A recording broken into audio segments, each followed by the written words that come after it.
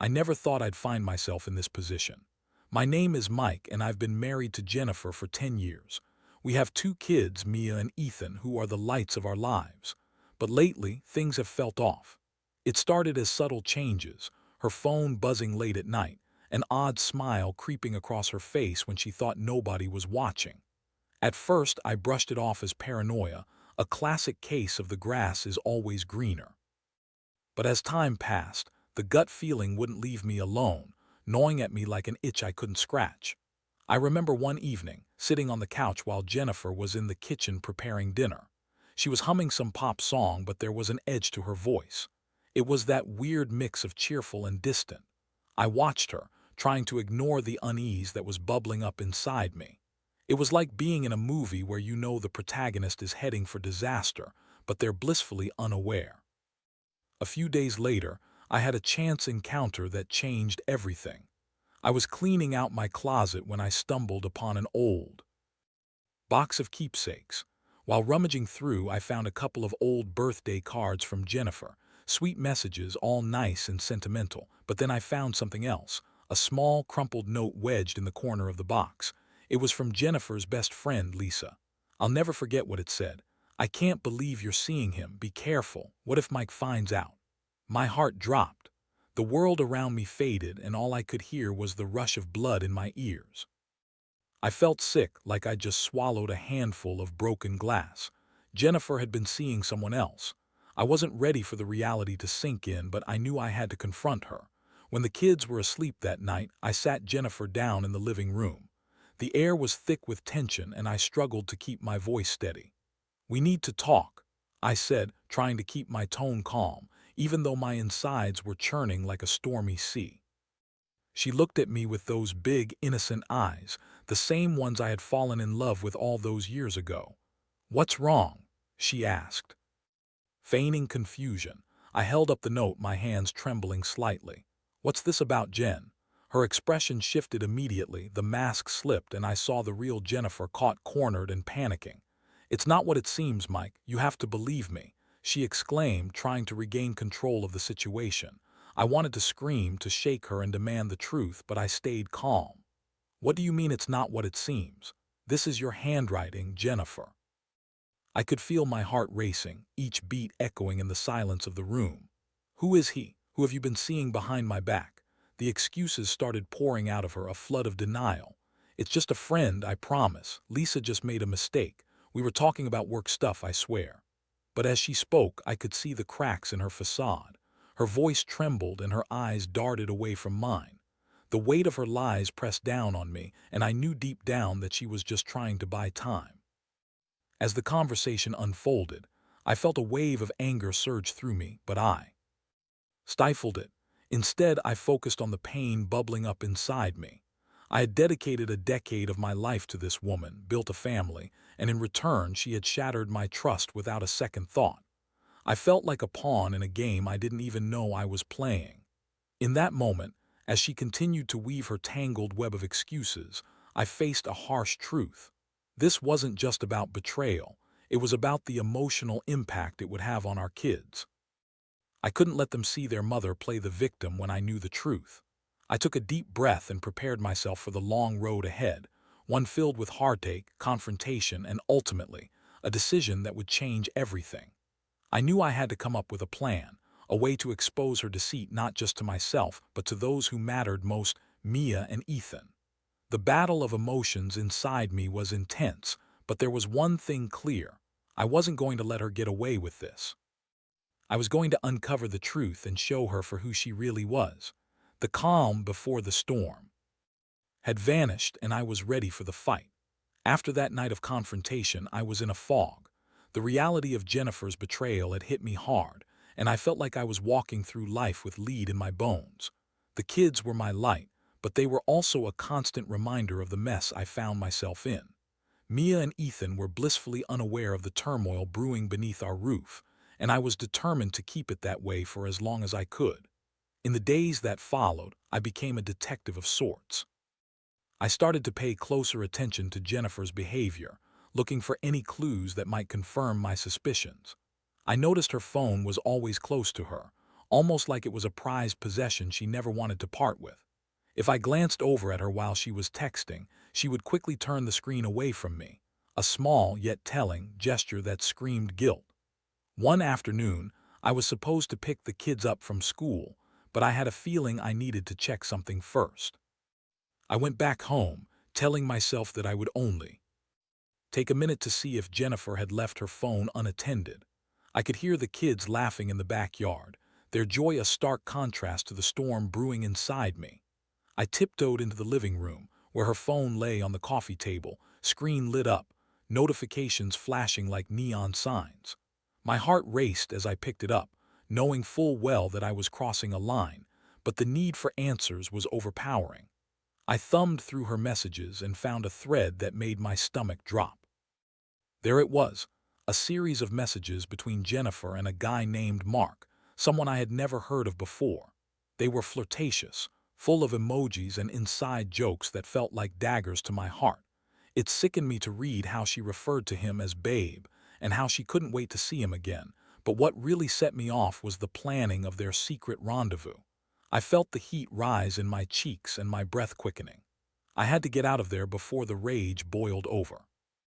I tossed her phone back onto the table and stepped outside, forcing myself to breathe. I couldn't let Jennifer know I had discovered her betrayal. Not yet. I had to remain calm and collected. I needed a plan. Over the next few days, I started putting pieces together. I kept my cool around Jennifer, acting like everything was normal. I helped the kids with their homework, made dinner, and even participated in the family game nights that we had always enjoyed. But inside, I was scheming. I needed to gather evidence that would expose her. I decided to follow her one evening when she claimed she was having a girls' night with Lisa. I sat parked outside our house, waiting and watching. As the sun began to set, I saw Jennifer getting into her car, her hair perfectly styled and her makeup done just right. It was clear she was dressing to impress. I felt sick as I followed her, keeping a safe distance to ensure she didn't see me. My heart raced as we drove through the streets, and I couldn't help but imagine what she was feeling, who she was meeting, and what lies she would tell him about me. The drive took us to a trendy restaurant in town, the kind of place we used to visit for date nights before the kids came along. I parked a couple of blocks away, still able to see her through the window. My hands shook as I watched her laughing and smiling, leaning in close to Mark, who was clearly reveling in her attention. The anger surged through me like a wildfire, but I had to keep my composure. I pulled out my phone and snapped a few pictures, capturing the moment for the future, evidence that would ultimately lead to her exposure. After a while, they left the restaurant and headed to a nearby hotel. My stomach churned as I sat watching them walk in together. I felt like I was in a nightmare where every detail was painfully vivid. I was about to confront my wife with the truth, and I had to make sure it was undeniable.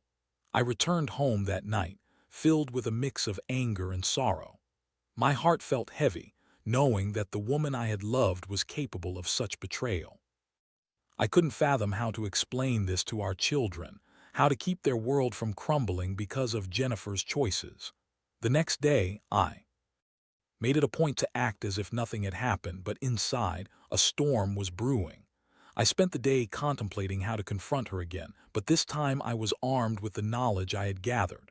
I had a plan, and I was ready to move forward with it. I would expose her in front of the kids, in front of herself, and let her play the victim if she wanted. This time, I would calmly show them the truth. The day of reckoning arrived sooner than I expected. I had been planning how to confront Jennifer, but it was another small event that triggered my decision, a seemingly innocent family dinner at the dining table. We had gathered as we often did, the kids bustling with energy, sharing stories from their day. Jennifer had put on her usual act, laughing and engaging as if everything was perfectly fine. But I could see through the facade. I could feel the tension simmering just beneath the surface. As we sat down to eat, I could sense the kids' innocence wrapping around my heart like a warm blanket. Mia was animatedly describing her school project, while Ethan was trying to impress us with his new magic tricks. For a moment, I let myself believe that everything was okay, But the reality of Jennifer's betrayal loomed heavily over me. I knew I couldn't keep hiding the truth from myself or them. After dinner, as the kids cleared the table, I made my move. I called Jennifer into the living room, my stomach churning with a mix of dread and determination. "We need to talk again," I said, trying to maintain a calm demeanor despite the storm raging inside me. I could see her freeze, the smile fading from her face as she sensed the seriousness in my tone. "What now, Mike?" she asked, crossing her arms defensively. "Can't we just enjoy the evening? The kids are here." I took a deep breath, feeling the weight of my words pressing against my chest. "I can't just brush this aside anymore, Jennifer. You've been lying to me, and it's time to come clean." I pulled out my phone and showed her the pictures I had taken outside the hotel. The realization dawned on her, and I watched as her expression transformed from confusion to panic. "Mike, wait, that's not what it looks like," she stammered, her voice rising. "I can explain." "Explain what?" I shot back, my voice steady but filled with hurt. "You've been cheating on me. I saw you with him. You can't deny it anymore." In that moment, I saw the walls around her start to crumble. She looked around, almost as if she were searching for an escape route, but there was none this time. "It was just a fling, Mike. I was feeling lost, neglected. You've been so focused on work and the kids that I felt invisible. Mark made me feel alive again," she admitted, her words dripping with self-pity. For a brief second, I felt a flicker of sympathy for her. I realized she had been feeling disconnected, but the empathy quickly faded as anger surged back in. "You think that's an excuse? You think that justifies betraying our family?" I responded, my voice growing louder. "You didn't even consider what this would do to Mia and Ethan." Jennifer opened her mouth to respond, but I cut her off. "I don't want to hear it. You've played the victim for too long. You think they wouldn't notice. You're hurting them with your choices, Jennifer." As the reality of my words settled in, I could see the fight drain from her. She began to cry, the tears streaming down her face like a torrent. In that moment, I felt a mix of emotions, anger, sadness, and even a slight sense of relief. I had finally confronted her, and the truth was out in the open. The kids walked into the living room, their expressions shifting from playful to confused as they took in the scene. "What's wrong, Mom?" Mia asked, her innocent voice cutting through the tension. I looked at my kids, their bright eyes wide with concern. I had to protect them from the fallout of this chaotic situation, but I also knew they deserved to know the truth, even if it was painful. "Mom and I are just having an important grown-up conversation," I said, trying to keep my tone steady. "It's nothing for you to worry about." But Jennifer wasn't having it. She attempted to regain control of the narrative. "Honey, it's nothing. Just a misunderstanding. Your dad is being dramatic," she said, trying to play the victim. Again, but I could see the cracks in her armor.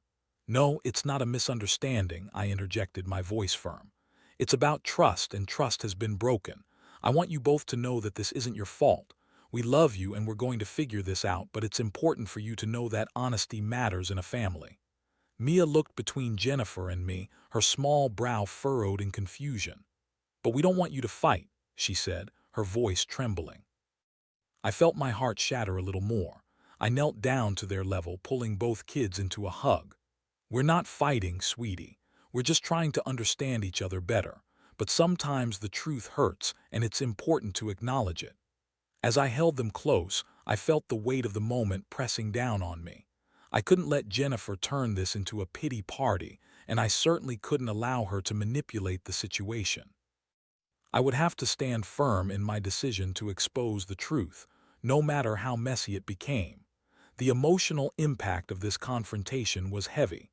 I watched Jennifer dissolve into tears, and in the midst of that chaos, I felt a sense of resolve. I was no longer going to be the silent partner in this dysfunctional drama.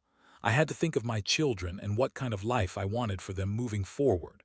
As the evening wore on, the tension in the room lingered, but I knew I had taken the first step in reclaiming my peace. I would not let her play the victim anymore. It was time to take control of my life and decide how to move forward, together or apart. The aftermath of that confrontation was a mix of chaos and confusion. Jennifer was a mess, and I had to navigate the delicate emotions of our children while trying to assert my own feelings about the betrayal. The house felt like a pressure cooker. the atmosphere thick with unspoken words and unresolved tension. Mia and Ethan had gone to bed, their faces still painted with worry, while Jennifer sat on the couch, her head in her hands, sobbing quietly. I wanted to scream, to let my anger out like a dam breaking, but I stifled it. Instead, I paced the living room, trying to process everything that had just happened. I felt like I was playing both roles, the angry husband and the calm father trying to shield his kids from the storm. I had made my stand, but now I needed to figure out where to go from here. "Mike, please, I'm so sorry," Jennifer finally managed to choke out between gasps for air. "I didn't mean for it to happen. It was just a mistake. I love you. I love our family. I felt so lonely." Her words cut deeper than any knife could. I wanted to believe her, to hold on to the hope that we could somehow salvage this mess, but I knew trust was a fragile thing. "You don't get to say you love us after what you did. You can't just erase the pain you caused with a few words," I replied, the hurt flooding my voice. "You had a choice, Jennifer. You made the wrong one." She looked up, desperation in her eyes. I know I messed up, but can't we try to work through this? I'll do whatever it takes to fix it." I paused, weighing my options. Should I even consider trying to work it out? My heart ached as I thought about our history together, the good times, the laughter, the love we had shared. But the shadows of doubt were creeping in, and I struggled to see a path forward. "Do you understand the consequences of this?" I asked, trying to stay as calm as possible.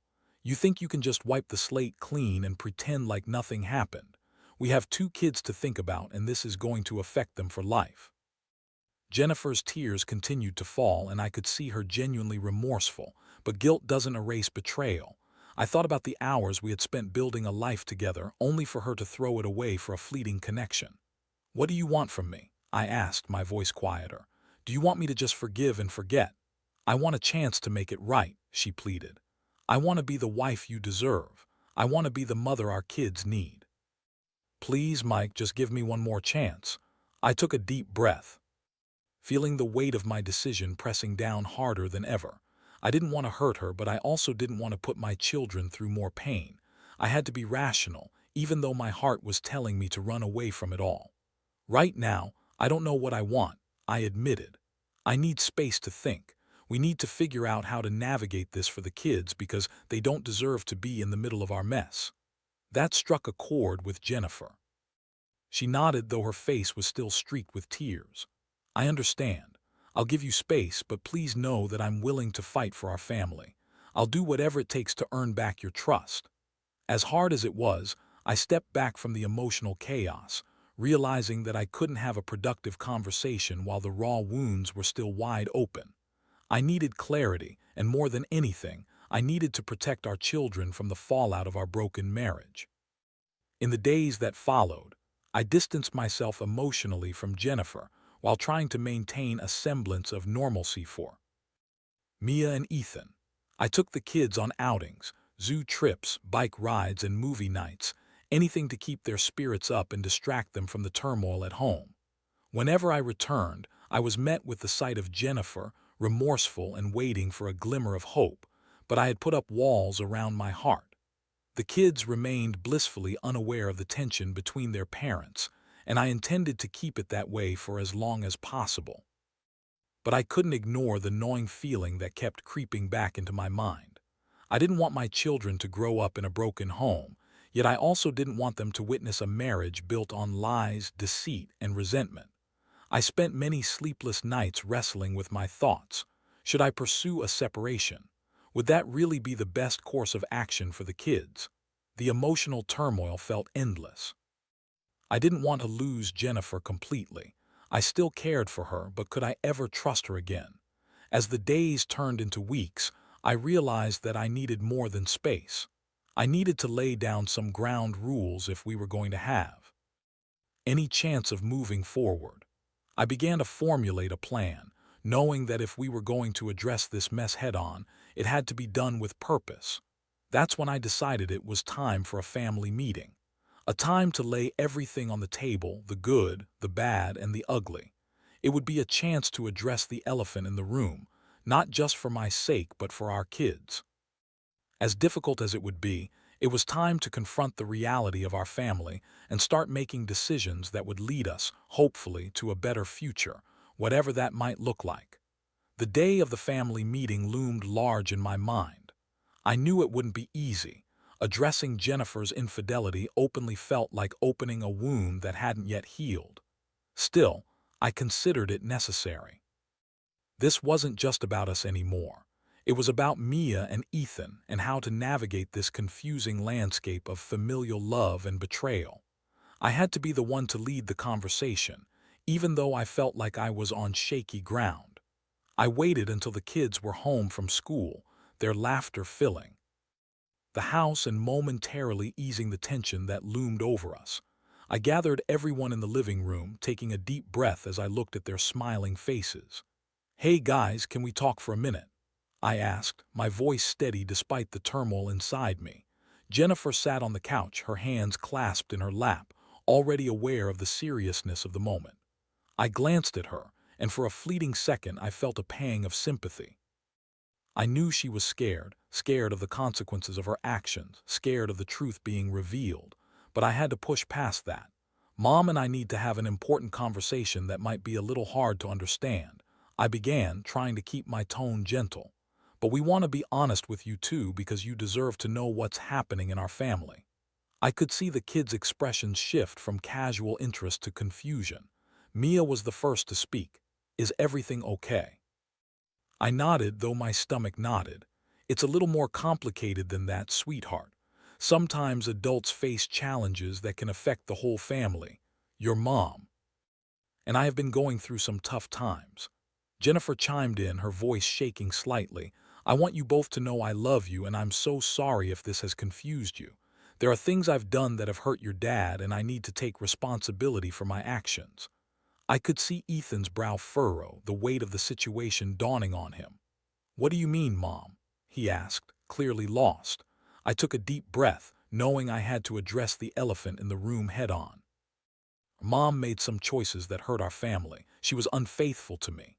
The words hung in the air like a bitter cloud, and I felt my heart ache for my kids who were just trying to make sense of it all.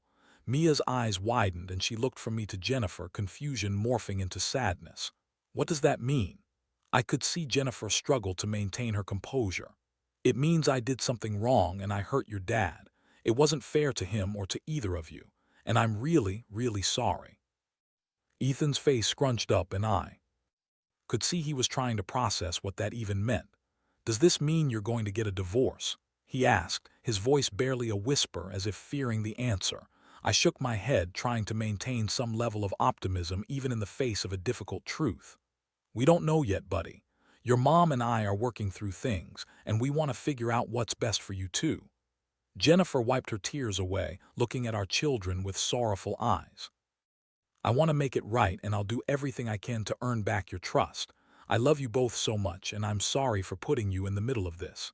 Mia, usually so strong and outspoken, seemed lost for words. "I don't like this. I don't want you to fight," she said, her voice trembling. I reached for her hand and squeezed it gently. "I know, sweetie, none of this is your fault. We're trying to be honest because we love you and we want you to feel safe and secure." There was a heavy silence that fell upon the room as my children processed the information. I could feel Jennifer's gaze on me, a mix of gratitude and fear. I was taking a risk by laying everything bare, but in that moment I knew that honesty was the only way forward. "Can we go back to how things were?" Ethan asked, his voice filled with childish hope. I wished I could promise that. "I don't know if we can go back to how things were, but we can work to build something new, and that's going to take time and effort from all of us." The conversation continued, and I tried to reassure them that no matter what happened between Jennifer and me, our love for them would never change. It was hard. I felt like I was walking on a tightrope, balancing the emotions of my children with the reality of our situation. Eventually, I could see the weight of the conversation was too much for them, and I decided to wrap things up. "Let's take a break from this heavy talk for a while. How about we have a movie night? Just the four of us." Their faces brightened at the idea, and I felt a flicker of relief. As we settled down on the couch, surrounded by popcorn and laughter, it became clear that while the road ahead would be rocky, we were still a family. That night, as I tucked Mia and Ethan into bed, I couldn't shake the feeling of uncertainty. I had taken a step toward transparency, and while it felt liberating, it also felt daunting. I was still grappling with how to handle my relationship with Jennifer moving forward. The conversation had opened the door to a more honest dialogue, but it would take time to heal the wounds and rebuild what was broken.